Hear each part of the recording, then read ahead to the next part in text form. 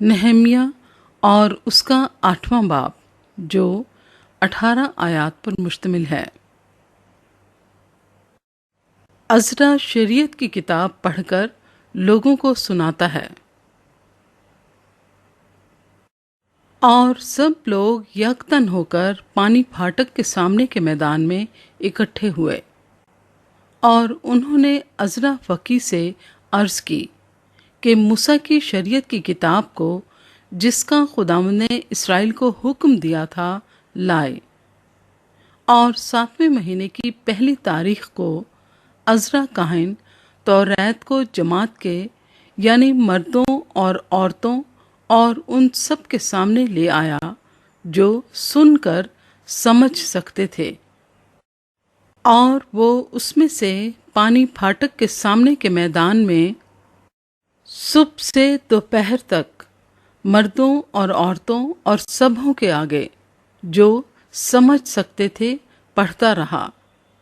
और सब लोग शरीयत की किताब पर कान लगाए रहे। और अज़रा फ़की एक चौबी मेंबर पर जो उन्होंने इसी काम के लिए बनाया था खड़ा हुआ, और उसके पास मततिया और समा और अनाया और ऊरिया और खिलकिया और मासिया उसके दाहिने खड़े थे, और उसके बाएं फिदाया और मिसाइल और मिल्किया और हाशूम और हस्पदाना और जकरिया और मुसलाम थे। और अज़रा ने सब लोगों के सामने किताब खोली क्योंकि वो सब लोगों से ऊपर था, और जब उसने उसे खोला तो सब लोग उठ खड़े हुए। और अज़रा ने खुदावंद खुदाए अजीम को मुबारक कहा, और सब लोगों ने अपने हाथ उठाकर जवाब दिया, आमीन आमीन। और उन्होंने ओंधे मुंह जमीन तक झुककर खुदावंद को सजदा किया। और यशवा और बानी और सरबिया और यामन और अकूब और सब्ती और हुदाया और मासिया और कलीता और अज़रिया और यूज़बत और हनान और फलाया और लावी लोगों को शरीयत समझाते गए, और लोग अपनी अपनी जगह पर खड़े रहे, और उन्होंने उस किताब यानी खुदा की शरीयत में से साफ आवाज से पढ़ा, फिर उसके मायने बताए और उनको इबारत समझा दी।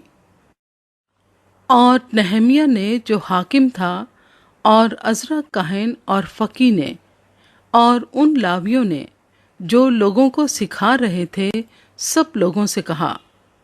आज का दिन खुदामंद तुम्हारे खुदा के लिए मुकद्दस है, ना गम करो ना रो।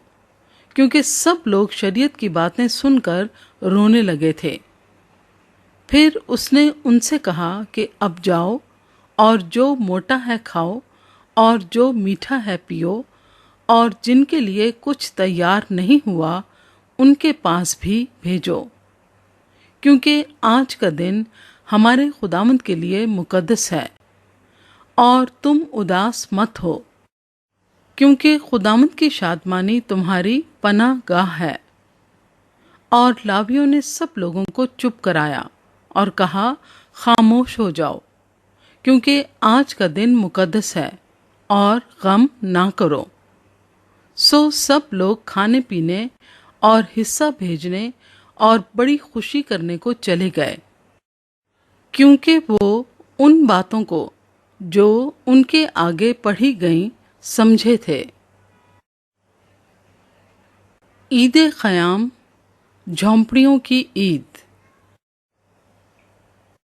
और दूसरे दिन सब लोगों के आबाई खानदानों के सरदार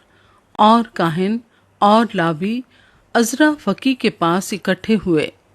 कि तौरात की बातों पर ध्यान लगाएं। और उनको शरीयत में ये लिखा मिला कि खुदावंद ने मूसा की मार्फत फरमाया है कि बनी इसराइल 7वें महीने की ईद में झोंपड़ियों में रहा करें, اور اپنے سب شہروں میں اور یروشلم میں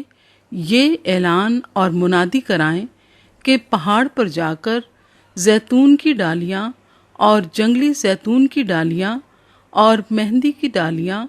اور کھجور کی شاخیں اور گھنے درختوں کی ڈالیاں جھونپڑیوں کے بنانے کو لاؤ، جیسا لکھا ہے۔ سو لوگ جا جا کر ان کو لائے، اور ہر ایک نے اپنے گھر کی چھت پر اور اپنے احاطے میں اور خدا کے گھر کے صحنوں میں اور پانی پھاٹک کے میدان میں اور افرائیمی پھاٹک کے میدان میں اپنے لیے جھونپڑیاں بنائیں۔ اور ان لوگوں کی ساری جماعت نے جو اسیری سے پھر آئے تھے جھونپڑیاں بنائیں اور ان ہی جھونپڑیوں میں رہے، کیونکہ یشوع بن نون کے دنوں سے اس دن تک بنی اسرائیل نے ایسا نہیں کیا تھا۔ چنانچہ بہت بڑی خوشی ہوئی، اور پہلے دن سے آخری دن تک روز بروز اس نے خدا کی شریعت کی کتاب پڑھی، اور انہوں نے 7 دن عید منائی، اور 8ویں دن دستور کے موافق مقدس مجمع فراہم ہوا۔